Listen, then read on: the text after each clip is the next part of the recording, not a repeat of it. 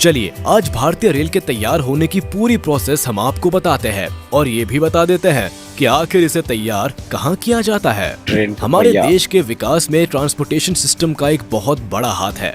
एक दौर था जब भारत रेल इंजन विदेशों से खरीदता था, लेकिन आज हमारा देश इंजन तो क्या पूरी ट्रेन को असेंबल करने में सक्षम है। जी हाँ, आपको रोज कम खर्च में सफर करने वाली ये ट्रेन भारत में ही असेंबल होती है। इसे बनाने और जोड़ने का जिम्मा भारत की कुछ कंपनीज पर होता है। वैसे बता दे कि एक ट्रेन को बनाने में कई चीजों का ख्याल रखा जाता है। इसकी मैन्युफैक्चरिंग के कई चरण होते हैं। Full scale design train model से लेकर कोच के डिजाइन और असेंबल तक कई चीजों का ख्याल रखना जरूरी होता है। लेकिन इन्हें जोड़ने से पहले कोच, पहिए और इंजन को बनाया जाता है। ट्रेन में मजबूत पहियों की एक बड़ी जिम्मेदारी होती है। रोज रफ्तार से दौड़ने के लिए इनका परफेक्टली काम करना जरूरी होता है, इसीलिए इसे बनाने की प्रोसेस भी आसान नहीं होती है। ट्रेन के पहिए को बनाने के लिए सबसे पहले रॉड को बनाया जाता है। इसके लिए सबसे पहले उन्हें ब्लेड से छोटे छोटे टुकड़ों में काटा जाता है, फिर इन्हें मैग्नेट्स की मदद से मूव करके कंडक्शन में रखा जाता है। कंडक्शन के अंदर रॉड 15 मिनट में गर्म हो जाती है, जिसके बाद उन्हें कन्वेयर बेल्ट की मदद से मूव करके दूसरी कंडक्शन मशीन में रखा जाता है। ऐसा रॉड के टेम्परेचर को बढ़ाने के लिए किया जाता है ताकि इन्हें परफेक्ट शेप और साइज दी जा सके। इस प्रक्रिया के बाद रॉड को बाहर निकालकर एक आर्म में रखा जाता है, जहां एक भारी भरकम प्रेस रॉड को आकार देने का काम करती है। लगातार 2 बार प्रेस करने से रॉड पहिए की परफेक्ट शेप में आ जाते हैं। खैर अभी काम खत्म नहीं होता, क्योंकि आगे रोलर प्रेस की मदद से पहियों को प्रेस किया जाता है ताकि वह पटरी पर चलते हुए अपने ग्रिप बनाकर दौड़ सके। पहिए को एक शेप देने के बाद बारी होती है उसके बीच के हिस्से को काटने की। इसके लिए पहियों को दूसरी रोलिंग प्रेस मशीन पर रख दिया जाता है और उसके बीच के हिस्से को काट दिया जाता है। इसके बाद पहियों की लंबाई को नापकर उन्हें पानी में ठंडा होने के लिए छोड़ दिया जाता है। पहियों के नॉर्मल टेम्परेचर पर आते ही उन्हें एक परफेक्ट डायमेंशन में लाने के लिए उनकी रिम और एजेस पर काम किया जाता है। मशीनरी की मदद से जब पहिए सटीक आकार में आ जाते हैं, तब इन्हें टेस्ट किया जाता है। अगर टेस्टिंग में पहियों का आकार और क्वालिटी अच्छी होती है तो उन्हें तैयार करके ट्रेन के साथ असेंबल करने के लिए अगली फैक्ट्री में भेज दिया जाता है। पहियों के बाद अब बात करें इंजन की, तो ट्रेन में इंजन का अहम हिस्सा होता है। इसी के दम पर ट्रेन रफ्तार से दौड़ पाती है। इन इंजन को प्राइम मूवर भी कहते हैं। वैसे बता दे कि ट्रेन में लगे इंजन बहुत बड़े और टेक्निकल होते हैं, जिनमें 16 सिलेंडर्स, 32 वॉल्व और 1 लाख से लेकर 1.5 लाख सीसी तक का डिस्प्लेसमेंट होता है। इंजन के अलावा कोच ट्रेन का वो हिस्सा होता है जिसमें बैठकर आप अक्सर ट्रैवल करते हैं। लेकिन ये सवाल कभी किसी के जहन में नहीं आता कि आखिर इन्हें तैयार कैसे किया जाता है। बहुत कम लोग जानते हैं कि ट्रेन के डिब्बे को स्टेनलेस स्टील से बनाया जाता है, जबकि इसके इंटीरियर हिस्से को बनाने में एल्यूमिनियम का इस्तेमाल होता है। दरअसल कोच को बनाने के लिए बड़ी बड़ी शीट्स को जोड़ा जाता है। इस काम में मैन पावर भी काफी लगती है। सबसे पहले डब्बों के सभी हिस्सों को अलग अलग तैयार किया जाता है। जब इसकी एक बॉडी तैयार हो जाती है तो उन्हें साथ में असेंबल किया जाता है।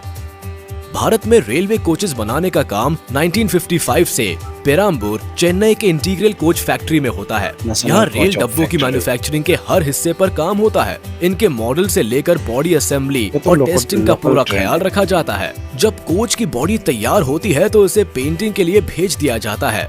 साथ में उनके इंजन को भी तैयार किया जाता है। बता दे कि इस दौरान ट्रेन के डब्बों में विंडोज और बॉडी भी फिट की जाती है। अब बारी आती है ट्रेन के सभी हिस्सों को असेंबल करने की। इसके लिए स्प्रिंग लगाकर एक बड़े प्लेटफॉर्म को तैयार किया जाता है, जिसमें ऊपर ट्रेन का ढांचा होता है और नीचे पहियों को सेट किया जाता है। ध्यान रहे, ट्रेन के मॉडल के हिसाब से पहियों को चुना जाता है। पहिए लगाने के बाद इसमें केबल्स के सारे काम को अंजाम दिया जाता है।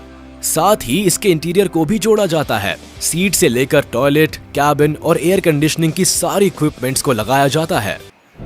अब ये पूरा रेडी हो गया तैयार होके। अब इसका टेस्ट चल रहा है, देखो कैसे चल रहा है।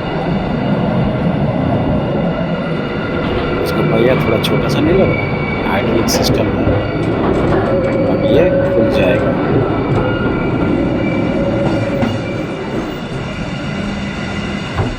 माल बन के रेडी।